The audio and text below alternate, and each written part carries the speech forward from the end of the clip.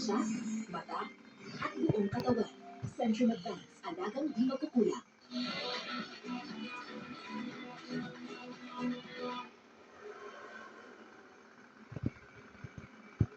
Kaya diyan naman ako, takot na takot ako. Kaya ito na yun ang mga pinagdadaan ng mga moments. Takot na takot ako. Pero syempre, dalusan ako na parang lakad ako na sabi.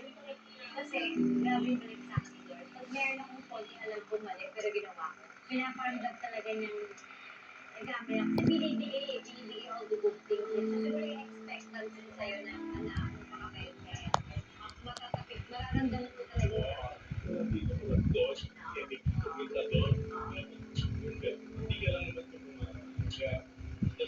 Thank you, Lord. Grabe ako magmahal. Kahit sino. And I never think of my team part as employee. No, not at all.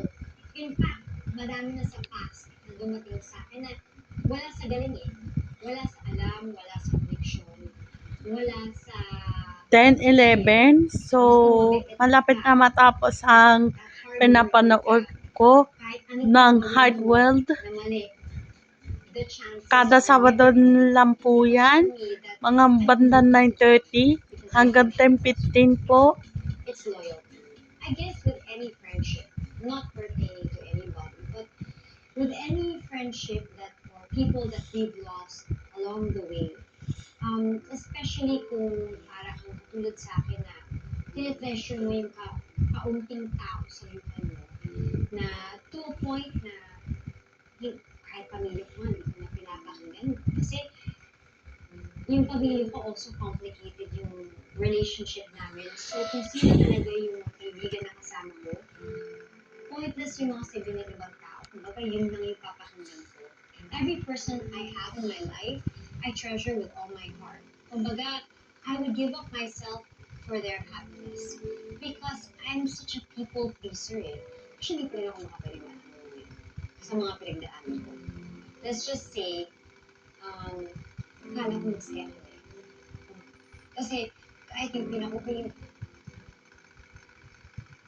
pinakahuling moment na nakasama ko sila, yun yung pagkakakilala ko sa kanila. Kung sino man yung nagdaan sa buhay ko, hindi ko sila kilala. Kasi hindi yun yung pagkakakilala nila sa akin. Hindi yun yung, that's not how they introduce themselves. So, if you were to say, deceive, nananaig kasi sa akin yung happy moments eh. Kasi talagang masaya kami. So, hanggang ngayon, hindi ako, wala sa akin. Kumbaga, ang dating sa akin ng mga ibang tao na dumaan sa buhay ko, para silang mga trolls, mga anonymous trolls sa Instagram. Kasi hindi yung pagkakilala ko sa kanila. Pag mahal mo, yung mahal ko eh. Mahal ko silang lahat. So, masakit. Pero, kailangan mo mag-move on at kailangan mo tanggapin na hindi siguro sila talaga yun. At maybe hindi lang nila nakakilala kung sino talaga sila.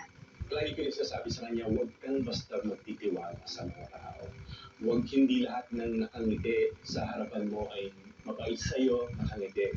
Pagkalikot Oo mo. nga naman. Sometimes, yung mga tao sinasabihan mo ng sikreto mo, parang feeling nila nagkakaroon sila ng hawak na alas. Yung bagay na kinuwento mo sa kanila, parang pwede nilang gamitin yun sa'yo. Next week on Heartworld. Next week on Hardwelled. At iisa-isahin natin ang mga isyong ibinababa nila sa atin. Woman to woman, I never had a problem with Pia. In fact, I was one of those who cheered for her in the past. And I'd like to think that it was the same for her. Sa pamilya namin, di ba, meron kayong pagkuhan. Kaya, at the end of the day, mahal, hindi mawala mahal lang sa isa. Huwag mo kakalimutan yun. Kaya ka binibless kasi mabait ka. Huwag mo kakalimutan yun. Don't ever reassess kung ano ka. I really felt like, maybe to a point na minsan kung ngayon, hindi ko pa rin ma-forgive yung sarili ko. Kasi at the end of the day, kahit sila yung mga kasama ko doon, ako pa rin ang gumawa.